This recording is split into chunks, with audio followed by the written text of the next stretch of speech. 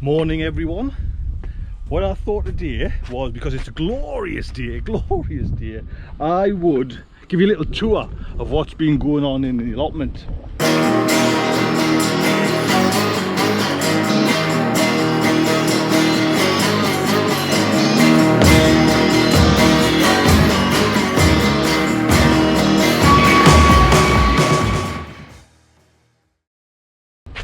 We haven't done one of them for a while, and it is November now, so, and especially here as well, there's a mixture of, and I'll do that as a video as well. There's still summer plants and, you know, winter plants I'm harvesting at the same time, so it's bizarre how it's going. But come on, I'll give you a little tour.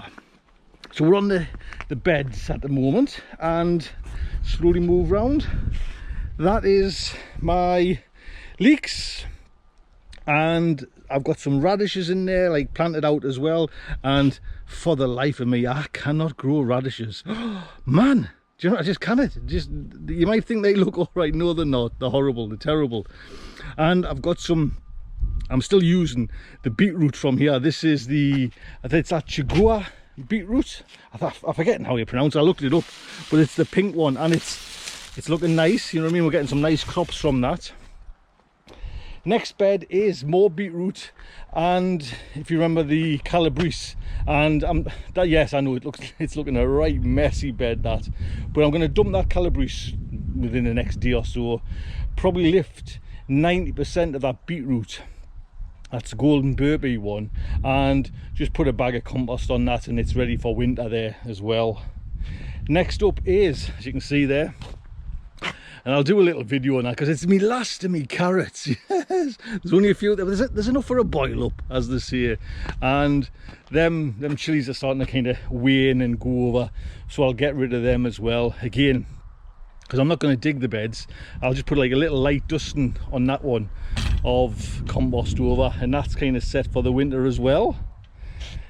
Now look at this flower, man. I wish I knew what it was called, but it's just, I'm going to just let it keep on going because it's been flowering all summer. May, I think we got it in, so that's a bonus.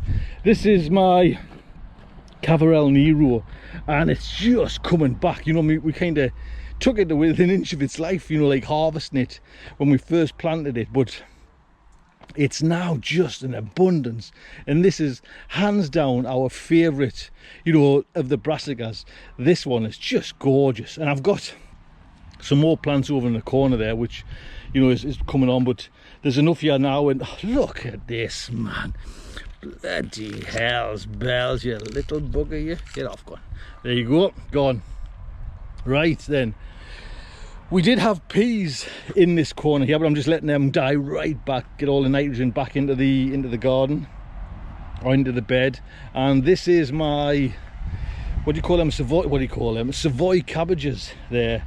Got a few more dotted around, but that's me Savoy cabbage bed, and they're coming on. Right, look at that, little heads there starting to go. And I'll do a lot of these, I'll turn into sauerkraut as well, but that's looking rather fine and dandy. Next up is a run of beans, and I'm just letting them go to seed. They're now drying off. I've had enough. I'm sick of bloody beans in the house. Absolutely sick of them. Moving on to this bed. This bed is the late beetroot bed. Again, we've got the golden burpee and the bolt hardy there as well, and that's coming along. And I think that's golden burpee as well. Yeah, some bigger ones from the odd little planting that I rescued from one of the other beds that didn't seem to grow at all. Now I'm hoping, I might have to fleece this. Let us know what you think. I was going to put some actually in the polytunnel, and I've never gotten round to it. Do I fleece that beetroot or not? I'm going to fleece some of my lettuce, but we'll see how it goes. It's looking all right, mind you, especially this weather. Yeah, look at me spring onion bed, man. Spring onions. Just fantastic. We're just picking and picking and picking them. Do you know what I mean? What I love about it, you think the little ones aren't gonna, but eventually they just turn into nice big fat ones. Just lovely. What a harvest we've had from that bed. Absolutely fantastic. And as you can see, I've got a few bits of salad in there. We're still, you know, I'm still picking the odd leaves, but they're starting to wane. And the same with this bed. This was my main salad bed for a month or so, but it's starting to get a little bit old and a little bit, you know, tattered, and it really needs kind of lifting. It's there's the odd plant, you know, a couple over there are doing okay.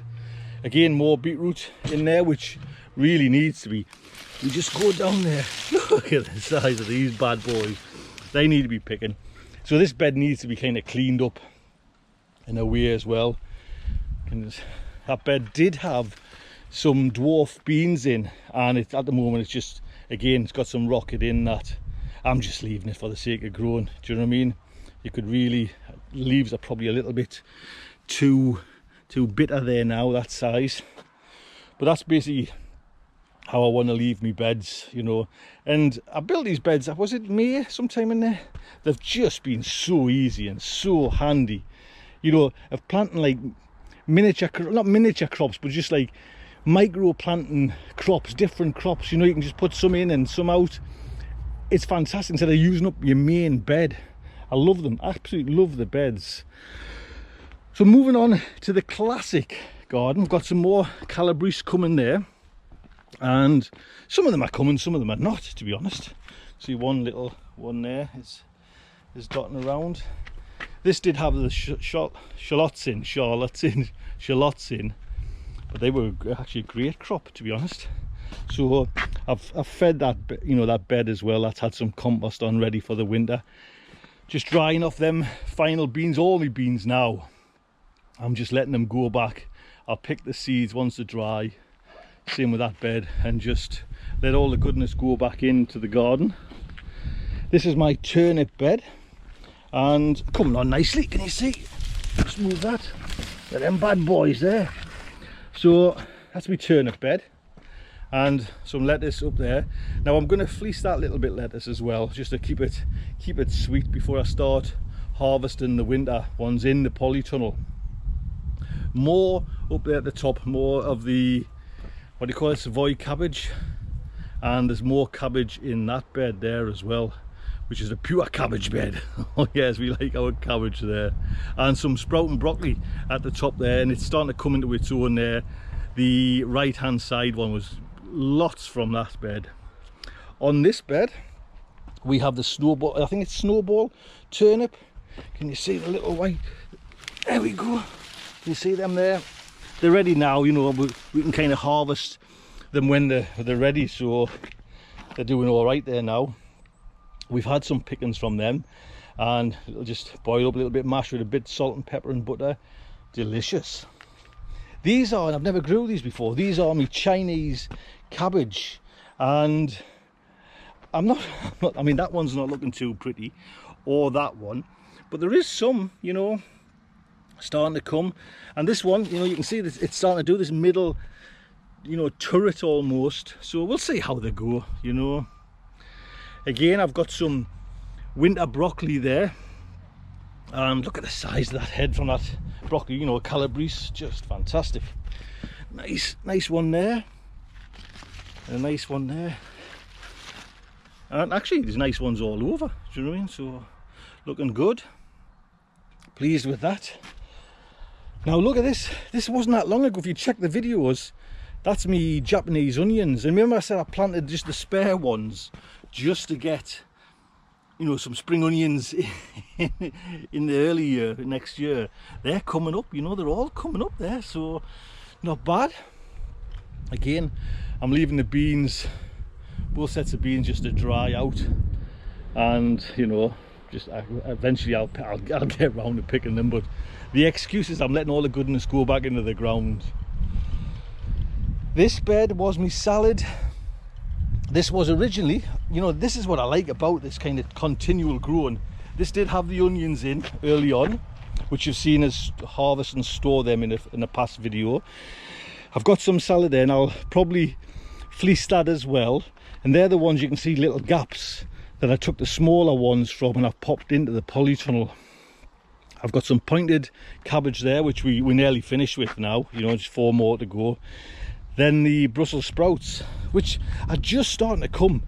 I'm going around the plants now and just picking, say, 3 or 4 from each plant of the big ones, you know, and leaving them to grow. And you can see there, I've just put like a nice coating of compost on, or soil conditioner, to keep that nice and sweet over the year. and it just beds the weeds down, man. Just stops them buggers coming. This bed's just empty, just it's had its top coating and it's away. It's just, well, weird, it's just, I haven't got anything in. I'm not sure what next year I'll plant in there straight away. Something will come to us. This is where I have got the English garlic in this bed. Oh, I forgot to say, in that bed where the Chinese cabbage is, and that's where I've got the Portugal garlic as well for the outside. I planted the winter garlic, not the winter garlic, the English garlic from, oh, now what was it called? The garlic, was it the garlic shop? I'll put a link down when I remember. There, so that's in there. This is the chard. Now, if you remember just the last video, I dug up and got it into the polytunnel, and I've put a dressing of compost on there as well. So that's now set for the winter. So I've got chard out here. That's chard as well, but it's kind of getting a bit old in the tooth there now. I might pull it, I might keep it, see how it goes. It's not looking pretty at the moment, but this will be me chard, we go-to chard for the next month or so. And I'll leave them ones, you know, they'll obviously I'll harvest later, then the ones in the polytunnel. But we'll see which ones come first, you know, because the polytunnel is warm as anything, you know. Again, as you can see, I've got some purple Brussels sprouts there. I've got some beetroot in the corner. Just, these are ones just, you know, when I start banging them in place, it's just it's a security, just in case we, you know, something happens to a bed or a, you know, and they don't come through. And there's some more of the Cavallel Nero chard, not chard, man, what do you call it, kale. Now you can see I've got a hose pipe there. Now I just want to give a shout out to Tony Here We Grow UK. I'll put a link on it. Now he says, and I didn't realise this, you've got to keep watering your, you know, give it a good water every now and again. Your leaf compost, I got another kind of whole load of bags went in there the other day, so I'm just giving it a nice little water. And again, if you're interested in how to kind of get the fungal growth on leaf, I'll put a link on to Tony's site, the video that he does it, because it's just interesting. Do you know what I mean? I didn't know you had to do this, so first time I've actually kept leaves, you know, leaves for leaf mold, so give that a it looks bizarre just watering that, but there we go, do that. There's me compost, look at them, man. Oh, aren't they professional, man? Right, excuse the sun. Let's have a little walk into the polytunnel then. I was going to split it up into two videos, but I'll make it one big one. It's easier on the editing. Right, I haven't watered in here yet, but I will, don't worry. Those are the £1 salads, the little ones are, and I think I'm down to now 60% of the 100% that I planted in there. The little ones are from the £1 salad. The bigger ones are the ones that I kind of just moved in, and that's me chard that I just planted the other day, and that looks all right. Like I said, I'm going to give it another good water, and that's the salad that I brought over as well. So it's looking fine. Like I say, it's warm in here. I'm not sure whether to fleece just yet or not, you know. My chilies, oh, looking fantastic there. Again, the chilies that I've still left in the Joe's Longs that I've left in the pot, most of them are now kind of red. Let's just pop over. Red and bonny. Look at that, man. And they're actually drying out a little bit now on the plant as well, which is good. And my Christmas potatoes. Now I've never done Christmas potatoes, so I don't know if, you know, them buckets are empty or, you know, it'll be interesting to see. I'm really looking forward to seeing them, you know, once they come, what they're like, you know. So we'll do a little video on that. And there, look at this is the English. You see that they're just poking its head through. That's the part of the English row of garlic I planted in the polytunnel, and along this side is the Portugal one. There's not one yet of the Portugal. There is a couple. There's another one from the English. Can you see? So we'll just wait and see if it comes.